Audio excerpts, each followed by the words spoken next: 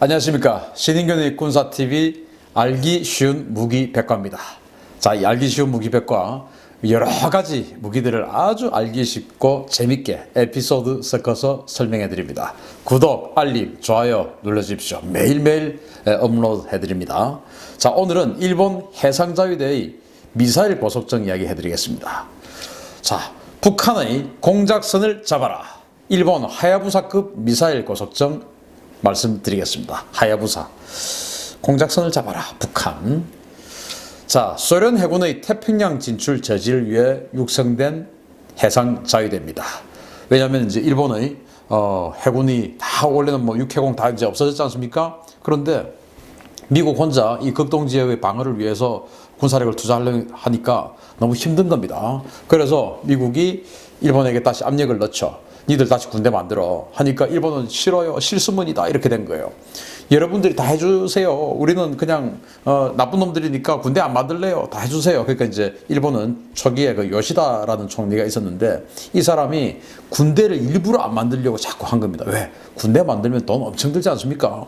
어차피 미군정하고 그리고 미국이 지금 지켜주는데 우리는 그 돈으로 국가 재건을 하자. 그래서 자꾸 우리는 나쁘니까 군대 안 만들 거예요. 완전 이러고 있는 거예요. 그래서 미국이 쟤들 군대 안 만들려고 저렇게 하는 거 보니까 진짜 이제 전쟁할 마음 없고 착해졌나 보다. 그래가지고 야, 그러지 말고 만들어 해가지고 이제 계속 압력을 줘가지고 결국은 자위대라는 걸 만들었어요. 그리고는 그 중에서 이제 항공자위대, 육상자위대, 해상자위대를 만들었고요. 그러면서 일본은 그래도 우리는요 나쁜 놈들이니까 언제 어떻게 돌변할지 모르니까 우리는 전수방위 수비만 할게요. 절대 우리 공격무기 안 만들게요.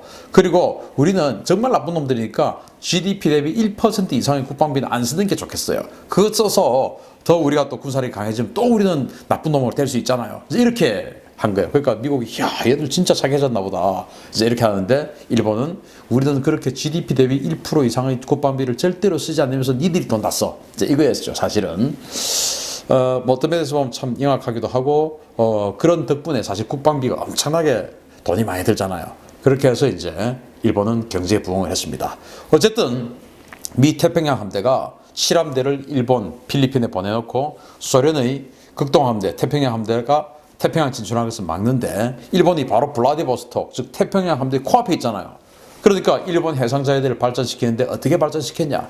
바로 소련 태평양 함대가 소련의 극동함대가 태평양으로 못 나오게 한 거. 그래서 기뢰전, 대잠전 이런 거 위주로 이제 발전을 시킨 거예요. 그래서 여기 보시면 뭐 여기 아타고급 이지스 구축함, 여기 공고급 이지스 구축함 중에 기리시마, 그리고 하타카제, 그리고 뭐 여기는 이제 타카나미급 구축함 중에서 오나미 이런 식으로 딱 서 있는데 주로 여기 보면 이 이지스함들 말고는 대잠 능력이 아주 뛰어난 그런 거예요. 그래서 또 이게 공고급 이런 것들은 뭐 1990년대 이지스함을 가졌으니까 야 우리는 미국 빼면 세계 유일의 이지스함 보유국이야 라는 자부심으로 일본이 이제 세계 넘버 2의 해군이다 라는 그런 자부심을 가지고 있었던 시절이 1990년대였어요. 그런데 충격적인 사건이 발생했습니다. 바로 1999년도 이야기인데요. 일본의 그 동해 연안입니다. 그 혼슈의 중간 지역에 노토반도로 하는 반도가 있는데 그 인근에 북한의 공작선이 출몰한 겁니다. 두 척이. 자, 노토반도 공작선 추격 사건인데 99년 3월 23일의 일이에요. 혼슈 중부 이시카와현 인근 해역에서 발견된 두 척의 괴선박을 해상보안청과 해상자위대가 추격했으나 실패한 사건입니다. 일본 선적 어선으로 위장한 이 북한 공작선을 이지스 구축함 묘코를 비롯한 함대가 실탄을 쏘면서 20시간 동안이나 추격했으나 실패했습니다. 일본이 발칵 뒤집혔어요. 저기 분명히 북한 특수부대 지금 우리 혼슈로 들어온 것 같은데 이거 지금 어떻게 하냐? 왜 이걸 해군은 해상자위대는 못 잡았냐?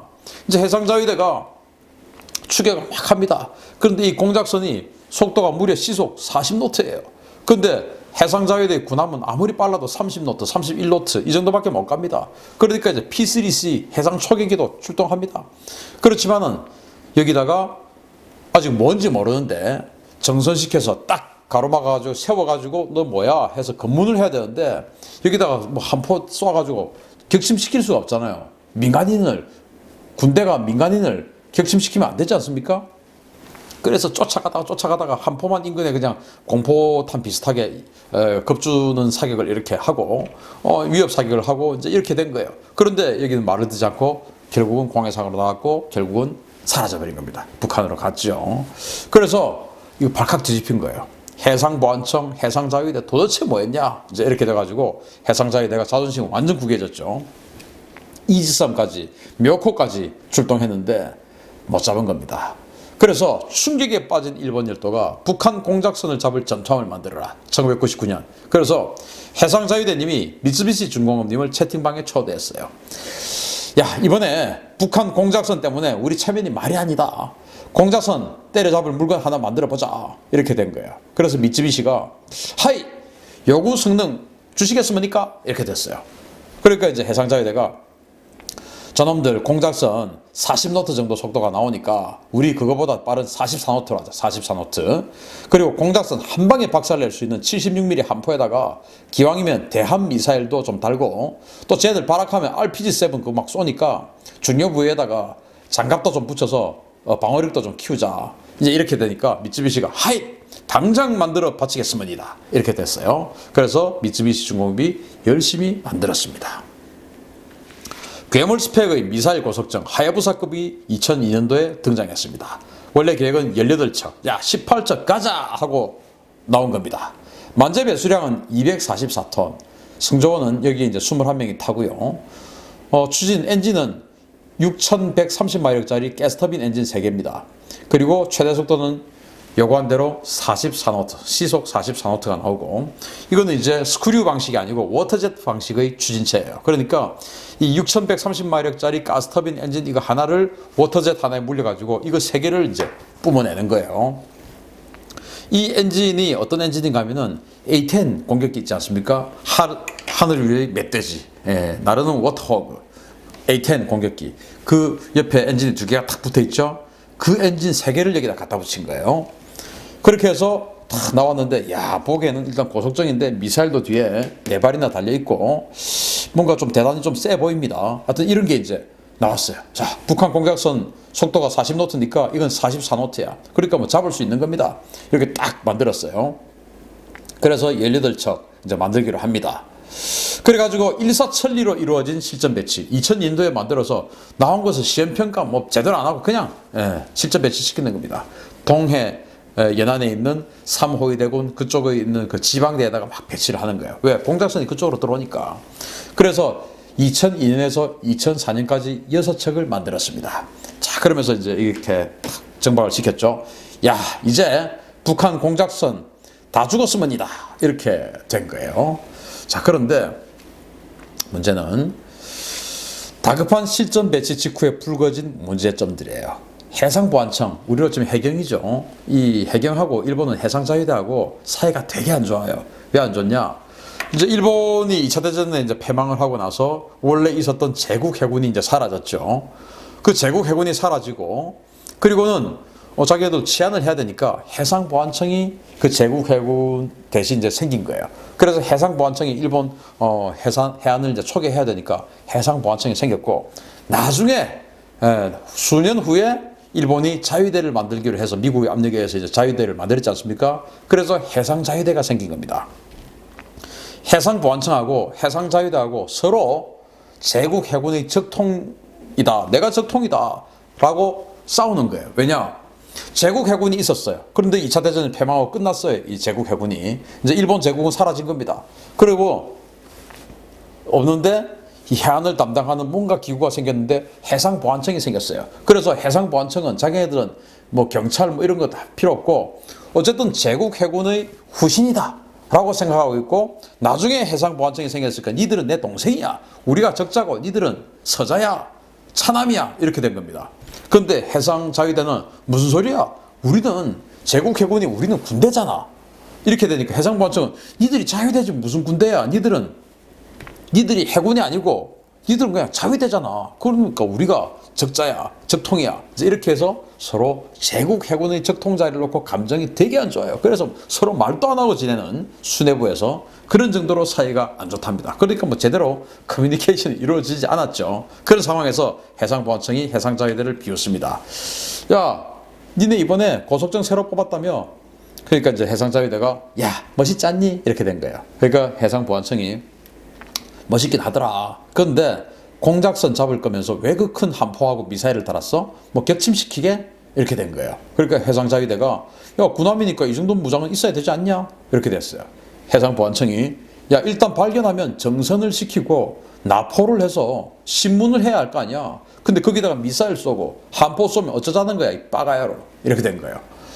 그래가지고 해상자위대 아, 맞다. 그렇네. 맞네. 이거는 공격해야 될 군대가 아니고 민간인이기 때문에 민간인인지 뭔지 모르니까 일단 생긴 게 민간 선박이니까 그걸 함부로 격침시키면 안 되잖아요. 그러니까 정선시켜야 되는데 그 76mm 함포 쏴버리면 어떻게 됩니까? 격침시켜버리죠. 그러면은 군대에 준하는 조직이 민간인을 격침시켜버리면 어떻게 됩니까? 국제적인 비난을 받게 되죠. 아, 맞다. 이거 아니네. 이렇게 된 거예요. 자, 그래서 간첩선을 잡기는 지나친 오버스펙의 무장들이었습니다. 일단 76mm 함포가 있죠. 이거 가지고 간첩선 때리면 어떻게 하겠습니까? 안 되죠. 그리고는 여기에 보세요. 이게 전자전 장비예요. 아니, 간첩선하고 무슨 또 전자전을 합니까? 그리고 이제 12.7mm 기관총, 이거는 괜찮아요. 그리고 고속단정, 이것도 좋아요. 고속단정. 왜냐? 이제 고속단정을 내려보내고 간첩선 주변에 이제 이 특수부대를 올려 태워야 되니까 고속단정. 문제는 이겁니다. SSM-1B, 사정거리 150km짜리 함대함 미사일. 아니, 고속정 상대로, 공작선 상대로 함대함 미사일을 쏘겠습니까? 근데 이런 거 갖다 붙인 거예요. 그거 어떻게 하겠습니까, 이거? 그러니까, 아, 맞다. 이거는 간첩선 상대로는 이거 할 수가 없잖아. 이렇게 된 겁니다. 그래서 순찰인데, 페트롤 아닙니까? 순찰, 페트롤. 근데 순찰이 안 되는 순찰정이었어요. 결정적으로 이게 제일 문제였습니다. 연비 때문에 이 앞바다만 잠깐 나와도 기름이 다 떨어져가지고 돌아와야 될 수준이었어요. 엔진이 바로 GE LM500 G07이라는 버전인데 이 가스터빈 엔진인데 연비가 너무 안 좋아요. 그런데 덩치가 작습니다. 배의 덩치가. 그러니까 연료를 많이 못 싣죠. 그리고 연비가 너무 안 좋으니까 평소에 순찰을 못 하는 겁니다. 아니, 이거는 지금 순찰정인데 순찰을 못 해요. 그래서 이제 어떻게 바뀌었냐? 야, 해상자위대는 공작선을 잡을 수가 없어. 그러니까 해상보안청한테 임무를 다 넘겨. 원래는 같이 했어요. 이제 다 넘겨. 그리고 이 하야부사는 뭐 하냐? 이제 더 이상 만들지 말고 끝. 이건 보니까 안 되겠네. 잘못 만들었어. 이거는 쓸모없어. 그냥 연비도 안 좋으니까 니들은 항구에 가만히 있다가 해상보안청이 긴급 요청 딱 하면 그때 시동 걸고 뛰쳐나가. 그제는 그냥 가만히 있어. 할 수 없어. 이 센 무장을 가지고 민간 간접선을 어떻게 하자는 거야? 바보 아니야? 이제 이렇게 된 겁니다. 그래서 3분의 1 토막난 획득 계획입니다. 해상자위대의 꼬다놓은 보릿자루가 됐어요. 그래서 해상보안청이 야, 공작선은 내가 잡을 테니까 넌 그냥 항구나 지켜. 크크크 이렇게 된 거예요. 그 해상보안청 이게 그 간첩선, 북한 간첩선 잡는 훈련하는 영상을 보면 막 간첩선이 이제 서지 않고 막 도망을 갑니다. 그러면 이 해상보안청 배가 막 따라가요. 옆으로 탁 이렇게 따라가면서 발칸포를 선수에다가 때려버립니다. 그러면 선수가 그냥 박살이 나버리겠죠. 유선형으로 생겼는데 이게 박살이 나버리면 어떻게 됩니까? 불나고 유선형으로 생긴 게 박살나면서 그게 물 들어오고 이제 그 앞이 다 무너졌으니까 진행을 못 하겠죠. 그럼 이제 서게 되죠. 그때 이제 납포하고 이런 훈련들을 하더라고요. 그런데 그런 발칸포가 없이 이 하야부사는 아예 76mm 함포를 달아놨으니까 이거는 군함하고 그냥 전투하는 그 함포 아닙니까? 그러니까 쓸 수가 없었죠. 그래서 야, 일본 해상자위대는 참 뭐 다 잘하는 줄 알았는데 이렇게 아주 큰 실수 해가지고 원래 18척 계획했다가 3분의 1인 6척만 만들고 그 만드는 도중에 사실은 해상보안청이 딴지 안 걸었으면 계속 만들었겠죠. 그래서 지금은 꼬다놓은 보리자루처럼 동해의 항구에 그냥 가만히 있는 그런 미사일 고속정이 된 하야부사 이야기 해드렸습니다. 일본 뭐 다 잘하는 건 아닙니다. 너무 우리 주눅들지 맙시다. 자, 하야부사 이야기 해드렸습니다. 신인균의 군사TV 알기 쉬운 무기백과 마치겠습니다. 감사합니다.